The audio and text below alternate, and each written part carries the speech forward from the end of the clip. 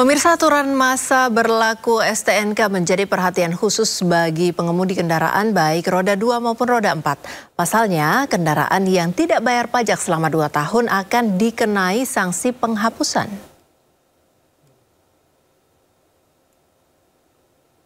Kendaraan yang pajak kendaraan bermotornya tidak diperpanjang atau tidak dibayar selama 2 tahun setelah periode 5 tahun STNK selesai bakal dihapus hingga otomatis ilegal dipakai di jalan raya. Sebelumnya aturan ini sudah ada namun belum diterapkan sepenuhnya. Aturan tersebut tertuang dalam Undang-Undang Nomor 22 Tahun 2009 tentang Lalu Lintas dan Angkutan Jalan Pasal 74.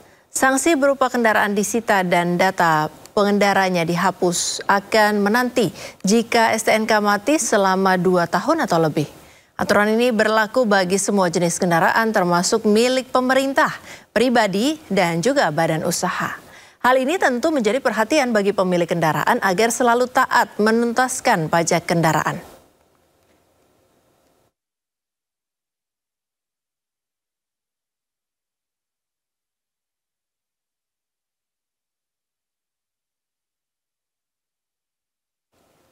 Untuk mengetahui secara detail aturan penghapusan STNK yang menunda membayar pajak, kita sudah terhubung dengan Kasubdit STNK Korlantas Polri Kombes Pol Priyanto.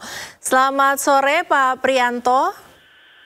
Selamat sore Mbak. Ya, Pak Priyanto. Assalamualaikum warahmatullahi wabarakatuh. Waalaikumsalam Bapak, selamat sore, salam sejahtera. Bapak, saya ingin konfirmasi ulang, apa benar ini akan diberlakukan secara ketat penghapusan STNK bagi kendaraan yang menunggak pajak 2 kali berturut-turut? Baik, selamat sore semuanya. Memang di dalam Undang-Undang Nomor 22 Tahun 2009 mengenai lalu lintas angkutan jalan, di mana pasal 74 itu menyatakan bahwa kendaraan bermotor yang telah diregistrasi dapat dihapus. Kemudian penghapusan data kendaraan atas dasar pemilik dan pertimbangan kepolisian. Sedangkan ayat ketiganya adalah kendaraan bermotor yang telah dihapus tidak dapat diregistrasi kembali. Nah, ini tentunya tidak serta-merta kita akan laksanakan ini serentak, tetapi akan kita mulai dari penghapusan atas dasar permintaan pemilik itu sendiri, Mbak. Baik. Nah, di samping itu, tadi yang disampaikan bahwa 2 tahun tidak membayar pajak itu salah, bukan demikian pengertiannya. Oke, yang betul bagaimana Pak? Jadi kendaraan yang bisa disita dan dihapus dari database adalah kendaraan yang selama 5 tahun berturut-turut dia tidak membayar pajak, plus 2 tahun dia tidak membayar pengesahan STNK-nya. Itu baru bisa dihapuskan data kendaraan landmarknya, Mbak.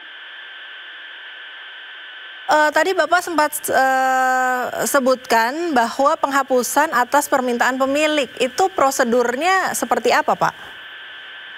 Betul, jadi di pasal 74 itu ada 2 ya, penghapusan itu berdasarkan permintaan pemilik dan pertimbangan kepolisian. Nah, yang pertimbangan kepolisian tadi itu Mbak yang menyatakan bahwa 5 tahun berturut-turut STNK-nya dan plus 2 tahun dia tidak membayar pajak, itu otomatis bisa langsung disita kendaraannya dan dihapus ranmornya. Sementara kalau yang berdasarkan permintaan pemilik itu sendiri, ini sebagai contoh misalnya, saya punya kendaraan, mungkin motor, mungkin mobil yang sudah rusak berat dan tidak bisa digunakan lagi, nah itu saya bisa datang ke kantor kepolisian, mungkin ke salah satu samsat di mana saya berada, saya melaporkan bahwa kendaraan saya ini minta dihapuskan data kendaraannya dari database kepolisian. Begitu, Mbak. Baik, jalur laporannya ini harus ke kantor Samsat langsung atau ada cara lain Pak, misalnya online atau melalui aplikasi atau melalui telepon. Apakah sudah ada semacam sistem semacam itu supaya memudahkan masyarakat begitu Pak? Baik, sementara sekarang masih langsung on the spot di Samsat, Mbak. Belum. Nanti ke depan akan kita siapkan semacam website atau call center begitu ya untuk pelaporan ini.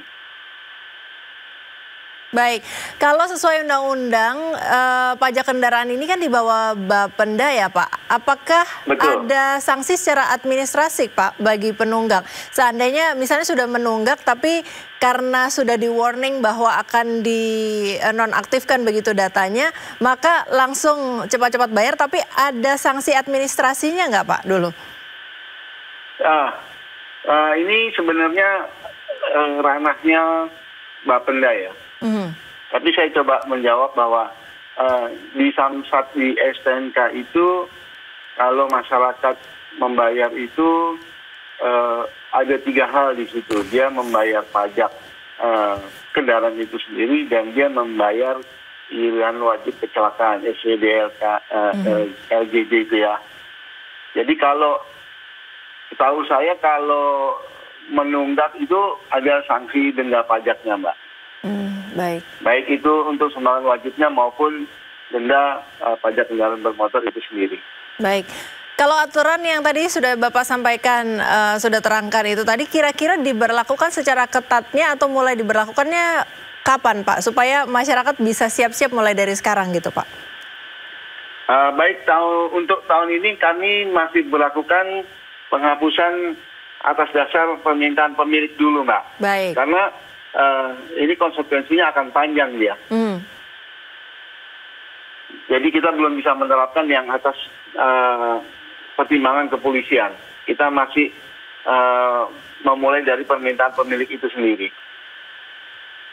Baik, terima kasih Bapak Kasubdit STNK Korlantas Polri, Pak Kombes Pol Prianto yang sudah bergabung bersama kami melalui sambungan telepon atas waktunya sore hari ini. Selamat bertugas Bapak. Terima kasih, selamat sore. Pemirsa, sebanyak 146.048.000 masyarakat diprediksi akan melakukan perjalanan mudik pada libur Lebaran tahun 2025 ini. Puncak arus mudik diperkirakan akan terjadi pada 28 Maret hingga 30 Maret 2025 dan puncak arus balik terjadi pada 5 hingga 7 April 2025. Kapolri Jenderal Listio Sigit Prabowo menyatakan puncak arus mudik Idul Fitri 1446 Hijriah diprediksi akan terjadi pada tanggal 28 Maret dan 30 April 2025. Sedangkan arus balik diperkirakan akan terjadi pada tanggal 5 April dan 7 April 2025. Polri akan menggelar operasi ketupat 2025 yang akan terbagi dalam 2 versi, guna memberikan rasa aman dan nyaman bagi masyarakat saat perjalanan mudik. Versi pertama adalah operasi ketupat di 8 kepolisian daerah, mulai dari wilayah Lampung hingga Bali selama 17 hari sejak 23 Maret. Dan versi kedua adalah operasi ketupat di 28 Polda selama 14 hari, dimulai sejak tanggal 26 Maret 2025. Kali ini melaksanakan operasi pengamanan mudik dengan nama sandri Operasi Ketupat tahun 2025. Berdasarkan hasil survei yang dilaksanakan oleh Kementerian Perhubungan dan juga perbandingan terkait dengan realisasi yang dilaksanakan di tahun 2024 kemarin, tentunya kita tetap harus melakukan kesiapan-kesiapan untuk menghadapi potensi puncak arus balik, arus mudik dan arus balik yang kemungkinan akan terjadi di arus puncak balik itu di antara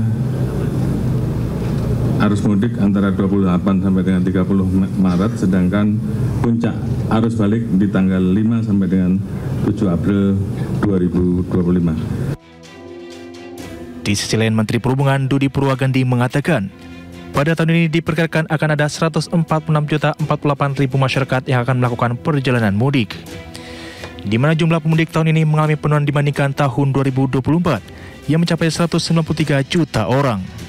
Kementerian Perhubungan pun akan mengoperasikan sejumlah tol fungsional dan menerapkan potongan tarif tol dalam memberikan pelayanan terbaik bagi para pemudik. Untuk tahun ini, kami perkirakan bahwa jumlah pemudik yang akan melakukan perjalanan di Lebaran adalah sebanyak 146,48 juta orang. Terbanyak menggunakan kendaraan mobil pribadi sebesar 23%. Kemudian daerah asal dari para pemudik terbanyak adalah Jawa Barat, disusul dengan Jawa Timur dan Jawa Tengah, sedangkan daerah tujuan adalah Jawa Tengah, Jawa Timur, Jawa Barat, dan daerah istimewa Yogyakarta. Sementara itu, pemerintah menjamin atas perintah Presiden Prabowo Subianto bahwa kementerian, lembaga, dan badan terkait akan memberikan pengamanan dan pelayanan terbaik untuk masyarakat agar Idul Fitri tahun 2025 berjalan dengan aman, nyaman, dan lancar.